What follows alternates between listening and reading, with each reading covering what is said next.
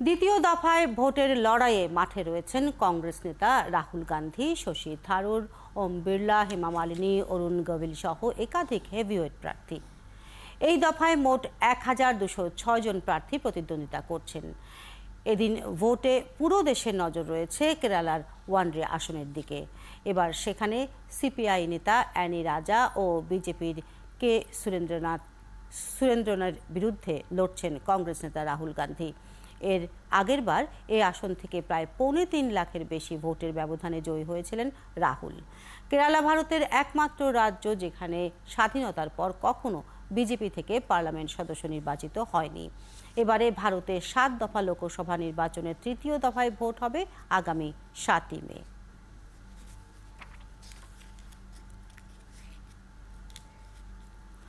ভারতের লোকসভা নির্বাচনের দ্বিতীয় দফা নির্বাচন নিয়ে আলোচনার জন্য যুক্ত হচ্ছেন কলকাতার সিনিয়র সাংবাদিক অরূপ চন্দ। অরূপ চন্দ, আপনাকে স্বাগত একাত্তরের সংবাদ সংযোগে। জানতে চাই যে প্রথম দফায় ভোটার উপস্থিতি প্রত্যাশার চাইতে কম ছিল, এর কারণ কি বলে মনে করছেন? দেখুন, এখন যা গরম চারিদিকে, এমনকি পশ্চিমবঙ্গেও 40 ডিগ্রি সেলসিয়াসের বেশি, এটা একটা কারণ। আর আজকে যেখানে ভোট হচ্ছে, এই যে বললেন 88টা আসনে, এটা কিন্তু বিজেপির গড়, এবং বিজেপিকে এখানে প্রমাণ করতে হবে যে গতবার 2019-এ এরা এর মধ্যে 65টি আসন জিতেছিল, মানে 71%। আর কংগ্রেস যে 52টা আসন টোটাল জিতেছিল, তার মধ্যে 18টা এই জায়গাগুলো থেকেই জিতেছিল। আর এইবারের ইলেকশন বহু রাজ্যে হচ্ছে যেখানে বিজেপি ক্ষমতায়, যেরকম হরিয়ানা, রাজস্থানে যদিও বিজেপি এখন ক্ষমতায়, আর বিভিন্ন রাজ্য, ইউপিতে, এইসব জায়গায় কিন্তু বিজেপির আসন সংখ্যা কমার সম্ভাবনা বেশি। আমরা পশ্চিমবঙ্গের বিজেপি জয়ের যে স্বপ্ন দেখছে, তার সম্ভাবনা আদৌ কতখানি? আপনি কি ভাবছেন, কি মনে করছেন? এবং সিএ নিয়ে তাদের যে বক্তব্য, তা কি ভোট বাড়াবে বলে মনে করছেন? একেবারেই না, কারণ পশ্চিমবঙ্গে যে আজকে 3টি আসনে ভোট হচ্ছে, যেরকম রায়গঞ্জে দেবশ্রী চৌধুরী জিতেছিলেন 60,593 ভোটে, কিন্তু একটি অ্যাসেম্বলি সেগমেন্ট কালিয়াগঞ্জ, আপনার বাংলাদেশ বর্ডারের অবস্থিত, ওখান থেকেই উনি লিড পেয়েছিলেন 1 লাখের বেশি। সেটা এবার হওয়ার নয়, এবং কারণ ওখানে যে বাই ইলেকশন হয়েছিল তাতে কিন্তু তৃণমূল কংগ্রেস জিতেছিল ওই অ্যাসেম্বলি সেগমেন্টে। এবার আসি বালুরঘাটে সুকান্ত মজুমদার জিতেছিলেন মাত্র 32,114 ভোটে অর্পিতা ঘোষকে হারিয়ে। এবার ওখানে ক্যান্ডিডেট আলাদা, কৃষ্ণ কল্যাণী, যিনি আগে বিজেপিতে ছিলেন এবং এখন তৃণমূলের ক্যান্ডিডেট। এখানে যে এক একটি আসনে প্রায় 14-15 লাখ ভোটার, ওখানে 32,000-এর মার্জিন খুবই সামান্য। অতএব এই দুটো সিট বিজেপির হাতছাড়া হওয়ার খুবই সম্ভাবনা। এদিকে পাহাড়ে, দার্জিলিং এ এটা খুব মানে কমপ্লিকেটেড অবস্থা, কারণ ওখানে বিজেপির এক এমএলএ, সে নিজে দাঁড়িয়ে গেছে রাজু বিস্তার বিরুদ্ধে।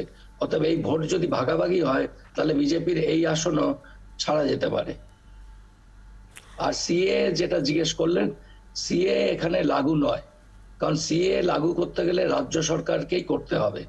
মমতা বন্দ্যোপাধ্যায় মুখ্যমন্ত্রী বারবার বলে দিয়েছেন যিনি এখানে সিএ লাগু করবেন না।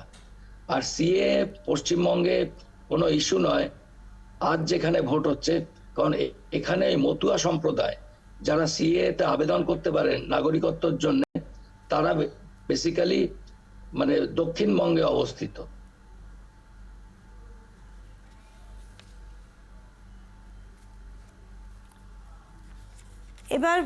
এবার যারা নির্বাচনী যে ইতিহাস, সেখানে যে বলেছে যে বেকারত্ব ঘোচানোর কথা বলেছে দুই পক্ষই, আপনার কি মনে হয়, কি বলবেন আপনি? দেখুন, বেকারত্ব তো গত 50 বছরে সবচেয়ে বেশি দেখা যাচ্ছে ভারতবর্ষে এইবার। অতএব বেকারত্ব তো ঘোচেনি, বরঞ্চ বিভিন্ন জায়গায়, যেরকম উত্তর ভারতে এই যে কৃষকদের আন্দোলন, সেটা সাংঘাতিকভাবে একটা প্রভাব ফেলবে এই নির্বাচনে। বিশেষ করে হরিয়ানায়, উত্তরপ্রদেশে, পাঞ্জাবে যদিও আজকে ভোট নয়, কিন্তু এই সব জায়গায় সাংঘাতিকভাবে প্রভাব ফেলবে এই মোদী সরকারের বিরুদ্ধে।